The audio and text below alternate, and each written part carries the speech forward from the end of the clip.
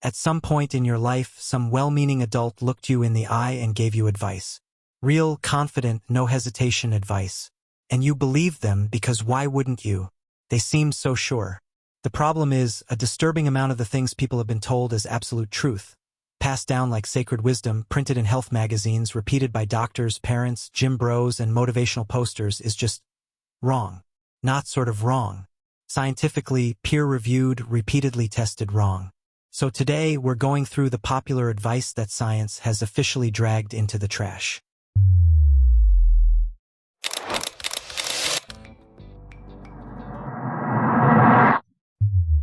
Let's get right into it. Number 12. Drink 8 glasses of water a day. Picture your mom standing in the kitchen, arms crossed, watching you refuse a second glass of water with the energy of someone who's read exactly one health article in her life. 8 glasses, she said. Doctor's orders. Except the doctor never actually said that. No doctor did. And the wild part? Nobody really knows where this advice even came from. The 8 glasses a day rule, sometimes stylized as 8 by 8, because branding apparently matters in hydration, has been traced back to a 1945 U.S. Food and Nutrition Board recommendation. But here's the part everyone conveniently forgot. That same recommendation said most of that water intake would come from food. As in, your soup, your fruit, your coffee, all of it counts. The 8 glasses, straight from a glass, into your face, constantly interpretation was basically a massive game of telephone that lasted 60 years. A nephrologist, that's a kidney doctor, the people who actually understand fluid in the body, named Heinz Valtin, spent years reviewing the scientific literature and published a paper in 2002 with a title that is, I promise, real, *, drink at least 8 glasses of water a day. Really? Is there scientific evidence for 8 by 8? * his conclusion. There wasn't. Healthy people in temperate climates doing normal activities didn't need anywhere near that much. Your body, in a revolutionary act of biological competence, tells you when it's thirsty. The mechanism is called thirst. It works. Now, staying hydrated matters genuinely, especially if you're active or in heat. But chugging water when you're not thirsty because some 1940s pamphlet said so? That's not health. That's compliance. And in rare cases, overhydration can actually be dangerous. It dilutes sodium in your blood and causes a condition called hyponatremia that is decidedly less fun than it sounds. Basically, your body has been managing its own water needs since before you were born. Maybe trust it a little. Number 11. You only use 10% of your brain. This one refuses to die. It's been in movies, motivational speeches, self-help books, and at least 3 TED Talks that probably shouldn't have happened. The idea that human beings are walking around using a tiny fraction of their mental capacity, and that unlocking the rest would make them superhuman, is so persistently compelling that Hollywood made a whole film about it. The film made nearly $470 million. The science supporting its premise made $0, because the science supporting its premise does not exist. Neuroimaging studies, specifically fMRI and PET scans that let researchers watch brain activity in real time, have shown that over the course of a day, virtually every region of the brain is active at some point. Not all at once, because that would be a seizure, and seizures are not superpowers, but across normal daily functions. Moving, remembering, feeling, deciding what to have for lunch while also feeling vaguely guilty about yesterday's lunch. You use all of it. The brain is also staggeringly expensive to run. It accounts for about 2% of your body weight but consumes roughly 20% of your total energy. Evolution, which is ruthless and deeply uninterested in waste, would not have built and maintained an organ that massive and that hungry if 90% of it were just sitting there doing decorative brain stuff. That's not how natural selection works. If 90% of the brain were useless, natural selection would have trimmed it centuries ago and used the energy budget on something actually helpful. Where did the myth come from? Best theories include misquoted William James, misunderstood early neuroscience, and the fact that glial cells, which support neurons but aren't neurons themselves, make up a significant chunk of brain volume, confusing early researchers. Also, people just really want to believe they're secretly more powerful than they seem. That want is human and understandable. The 10% figure is still fiction. Your brain is not an underused diamond in the rough. It is a fully operational, relentlessly active, extremely energy-hungry organ that is working as hard as it possibly can right now. You're already using all of it. You're just using it to read this. Number 10. Reading in dim light ruins your eyes. There is a version of you, probably somewhere between age 8 and 12, reading a book under the covers with a flashlight. And there is a version of your parent, standing at the door, furious, telling you to stop before you go blind. A classic scene. A timeless moment of generational tension. And also completely medically unnecessary, because reading in dim light does not damage your eyes. The American Academy of Ophthalmology has addressed this directly. Optometrists have addressed this. Eye researchers have addressed this. The unanimous verdict is that reading in low light causes eye strain, temporary fatigue, maybe some headaches, that specific heavy feeling behind your eyes that makes you want to close them forever, but it causes zero structural damage to the eye. None. Nada. Eye strain from dim light reading is essentially your ciliary muscles working harder than usual to help your eyes focus. Similar to how your arms might ache after carrying heavy groceries. The ache is real. The permanent damage is not. Rest and the strain goes away. No lasting harm. Your retinas are fine. Your corneas are fine. The whole apparatus is intact. The myth likely persists because the discomfort is real and immediate and it genuinely feels like something bad is happening. And because it was the kind of advice parents could give with authority in an era before anyone was going to fact-check them. Which honestly was most of history. What does damage eyes? UV radiation from the sun, without protective eyewear. Diabetes-related complications. Glaucoma. Age. Genetics. A distressingly mundane list compared to, you read a mystery novel in low light at age 9 and now look at you. The flashlight under the covers reader survived. Their vision is fine. Their parent was wrong. And somewhere in a parallel universe, millions of kids put books down unnecessarily and went to sleep on time like reasonable people, and honestly, what a loss. Number 9. Sugar makes kids hyperactive. Picture a birthday party. 12 children. A sheet cake with frosting thick enough to require structural engineering. And at least 4 parents standing near the wall with the haunted look of people who have already accepted their fate, muttering to each other about the sugar rush like it's an incoming weather system. Once that cake hits, it's over. Classic. Shared. Completely imaginary. The sugar hyperactivity link is one of the most thoroughly debunked myths in nutritional science, and the evidence against it is not thin. It is a wall. A double-blind, placebo-controlled, peer-reviewed wall. A 1995 meta-analysis published in the Journal of the American Medical Association reviewed 23 controlled trials examining the effects of sugar on children's behavior. The conclusion was unambiguous. Dietary sugar does not affect children's behavior or cognitive performance. Not even in children already diagnosed with ADHD. Not even in children described by their parents as sensitive to sugar, which is a category that also turned out not to exist in measurable form. The real culprit in the birthday party scenario is everything else at the birthday party. The excitement, the balloons, the presence of 15 friends and no particular rules. The cake is almost incidental. Children are not malfunctioning at birthday parties because of glucose. They are malfunctioning because they are children at a party, which is the single most stimulating environment available to a 7-year-old. The sugar hyperactivity myth also demonstrates something fascinating and slightly terrifying about human perception. Expectation shapes observation. In one study, mothers who were told their child had consumed sugar, when in reality the child had consumed a placebo, rated their child's behavior as significantly more hyperactive. Same child, same behavior, different belief. The mothers were not lying. They genuinely perceived what they expected to perceive. The brain is just built that way, and it does not warn you before it does it. So the sugar rush as a biochemical phenomenon doesn't hold up.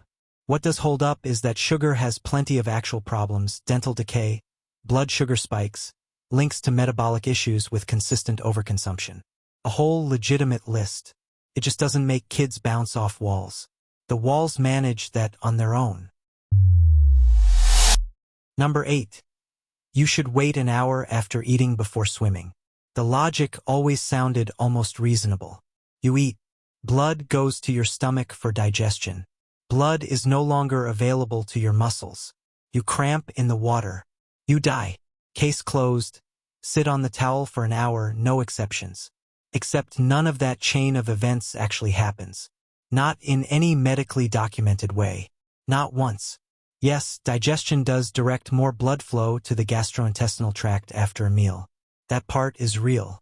But the human body is not operating with such a razor-thin margin of circulatory resources that a ham sandwich makes swimming impossible. Your cardiovascular system is capable of multitasking at a level that would embarrass most productivity software. It can digest food and perfuse working muscles simultaneously, because it has been doing exactly that for hundreds of thousands of years of human activity during which people did not, historically, lie perfectly still after meals. The American Red Cross, which has reviewed drowning data in forensic detail, has found no credible evidence linking post-meal swimming to drowning deaths. None. Competitive swimmers eat before races routinely. Triathletes eat before the swim leg. Nobody is cramping into the deep end because they had a granola bar 30 minutes ago. Could you potentially feel a little sluggish or uncomfortable doing intense exercise right after a large meal? Sure. Gastric discomfort is real. But a gentle swim at the pool? A casual splash with your cousins? The hour-weight rule for that is theater. Pure, sun-scorched, summer vacation theater performed by generations of parents who needed a justification for, I just want to sit here quietly for a moment. The cramp and drown scenario has roughly the same statistical relevance to real swimming danger as getting struck by lightning while holding a fish. Focus on actual water safety. Swimming ability, supervision, pool depth awareness. The sandwich is not the threat. Number 7. Left-brained people are logical, right-brained people are creative.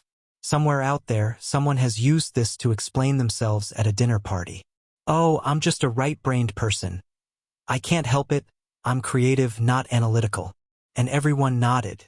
And the whole thing sounded so tidy, so neurologically convincing, so usefully self-explanatory. And neuroscience would like everyone to know it made most of it up.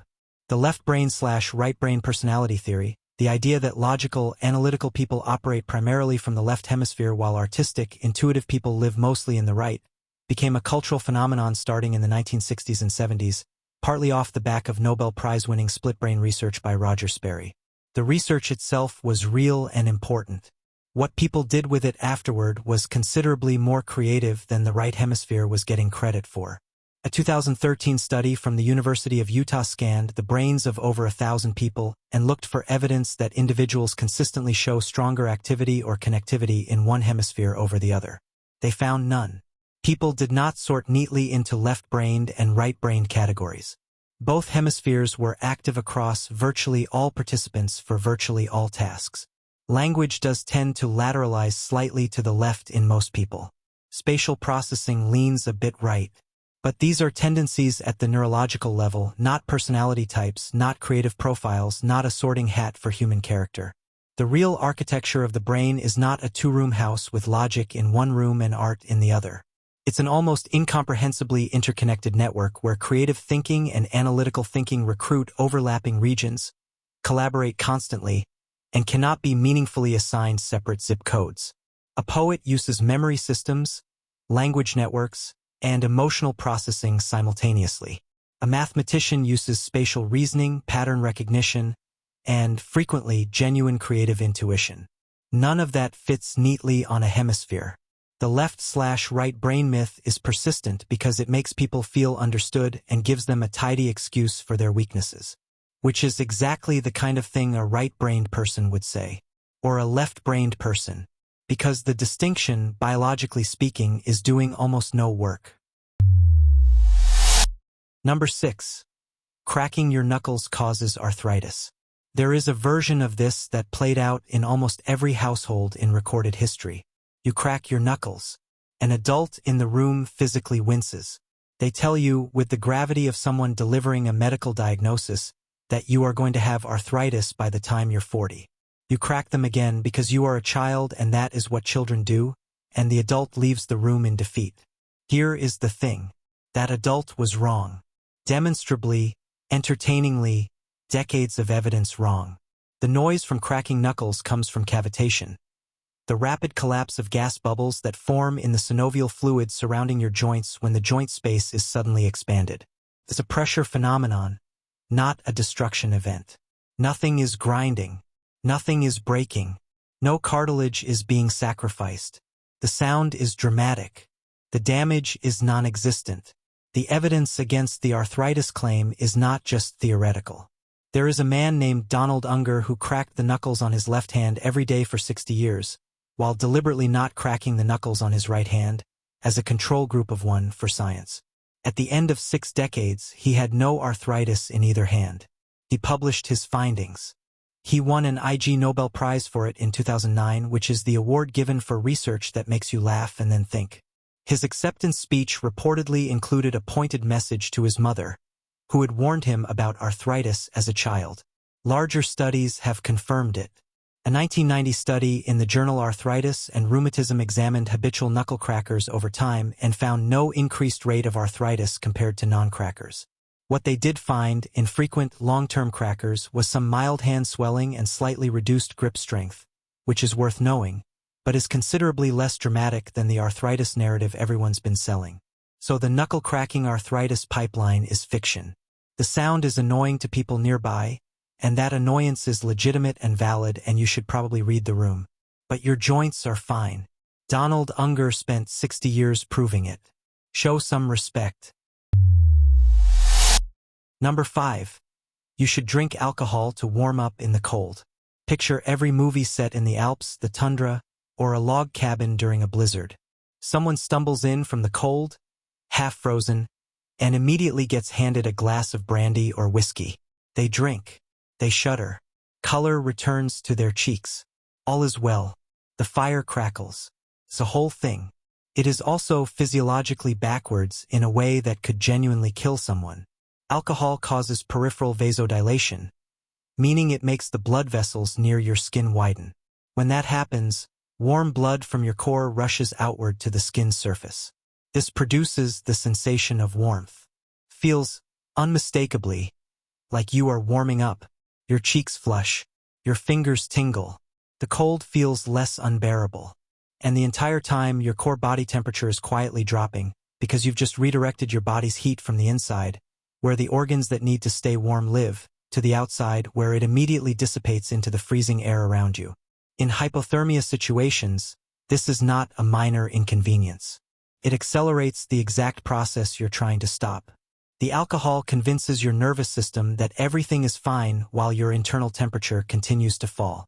It also impairs shivering, which is your body's actual mechanism for generating heat through involuntary muscle activity, and dulls the discomfort signals that would otherwise tell you to get indoors immediately. You feel warmer. You are colder. You are less able to identify that you are colder. That is a medically remarkable combination of problems. The brandy flask in the snow image was popularized partly through romanticized depictions of St. Bernard rescue dogs in the Alps, who were supposedly depicted carrying small barrels of brandy to avalanche survivors. Historians largely believe those barrels were artistic additions, not operational equipment. A St. Bernard cannot dispense first aid, can find you. The brandy was always decorative. Actual warming after cold exposure involves warm beverages, non-alcoholic, blankets, body heat, and getting out of the cold. Not a glass of scotch. The scotch is for after, when you are inside, and already warm, and celebrating not having hypothermia. Number 4. Breakfast is the most important meal of the day. This one has a paper trail, and the paper trail leads somewhere embarrassing. The phrase breakfast is the most important meal of the day was popularized heavily in the early 20th century by cereal manufacturers, most notably Kellogg's, as a marketing strategy. It appeared in advertisements. It was repeated by nutritionists who were, in some cases, working alongside food companies. It became cultural fact through sheer repetition, the way most cultural facts do, until it felt like something discovered in a laboratory rather than something invented in a boardroom. The actual science on breakfast is considerably messier and more interesting.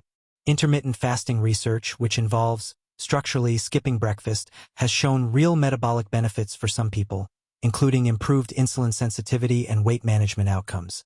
A 2019 study in the British Medical Journal that analyzed data from over 50,000 people found that eating fewer, larger meals, specifically breakfast skipping patterns, was associated with lower BMI compared to eating more frequently. That is not the conclusion a cereal company would commission. Now, to be fair, breakfast does matter for specific groups. Children and adolescents show clear cognitive and academic performance benefits from eating in the morning. People with blood sugar regulation issues need consistent meal timing. Athletes have specific fueling requirements.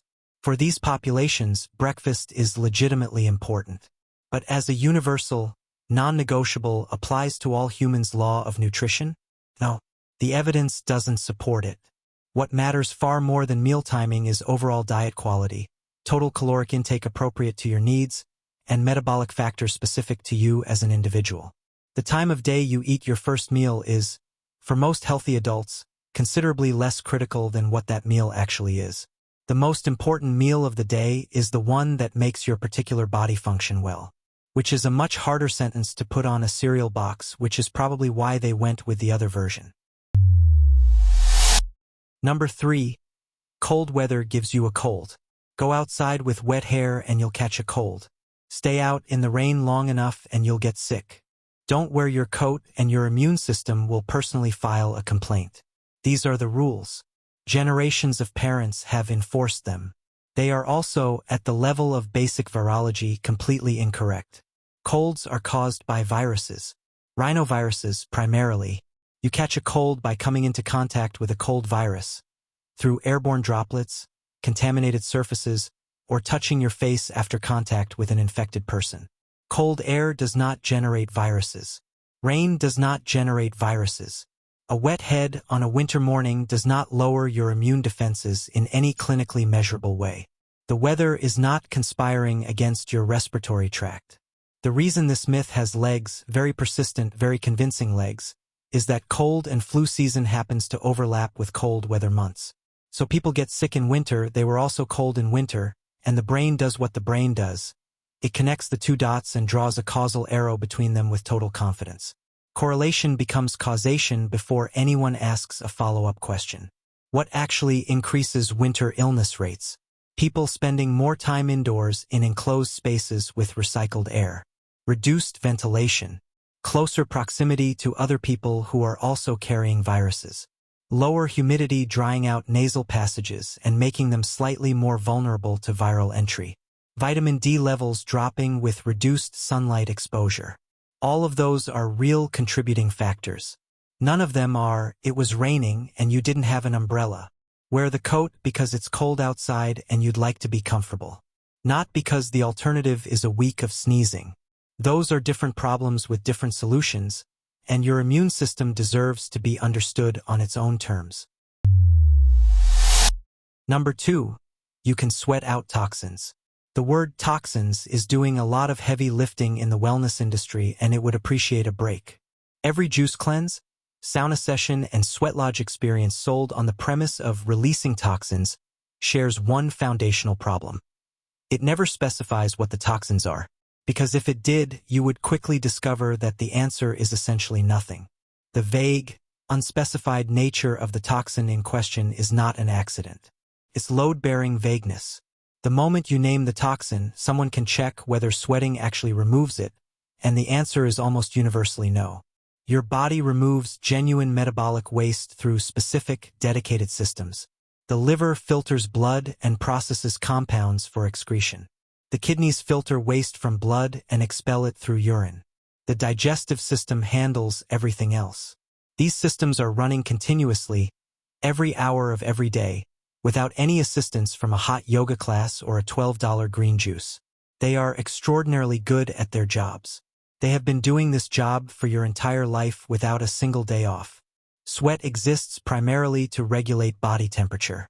It does contain trace amounts of certain substances, a little urea, some electrolytes, the occasional heavy metal in genuinely minuscule concentrations. But it is not a meaningful detox mechanism. If sweating were your primary detox route, you would be in serious organ failure because the organs that do that job would not be doing it. You are not in serious organ failure. Your liver is fine. Let it work. The wellness industry generated over $5 trillion globally in recent years. A meaningful chunk of that is built on the word toxins, never being defined in a sentence that could survive 30 seconds of scrutiny. Your body is already detoxing. Started this morning. Charged nothing. Number 1. Follow your passion. Save the best for last because this one is the most personal and, for a lot of people, the most expensive myth on this list. Follow your passion is the advice given at graduations, printed in self-help bestsellers, delivered by successful people in TED Talks, and repeated as the foundational wisdom of career fulfillment. Find the thing you love. Do that thing. The money and meaning will follow. Live authentically. The rest is details. Georgetown professor and researcher Cal Newport spent years studying how people actually develop fulfilling careers, and his findings landed uncomfortably against the standard narrative. His central argument, backed by career research: passion usually follows mastery, not the other way around. People don't generally start out passionate about their work and then get good at it. They get good at it, develop competence, earn autonomy and recognition, and the passion develops as a result of those things. The passion is an output, not an input. There's also the problem that most people's existing passions, reading, hiking, watching films, sleeping, spending time with people they like, don't map onto industries that will employ them at living wages. And when you take something you love and attach your financial survival to it, the relationship changes. The thing that was a refuge becomes a source of pressure and performance anxiety. Plenty of people have turned a passion into a career and watched the love drain out of it within years, because now it's not something they do for joy, it's something they do to make rent. The research increasingly suggests that what makes work fulfilling isn't passion. It's autonomy, competence, connection, and the sense that what you're doing matters. Those qualities can develop in a wide range of jobs, including ones that weren't your childhood dream. The most satisfied workers are often not people who found their pre-existing passion.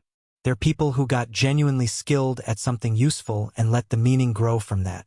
Follow your passion is great advice if your passion happens to align with a viable career and you have the resources to pursue it without catastrophic financial risk. For everyone else, it is motivational poetry being used as a career strategy, and poetry, beautiful as it is, does not pay rent. That's all for today. I'll be making similar videos in the future. Subscribe to see them.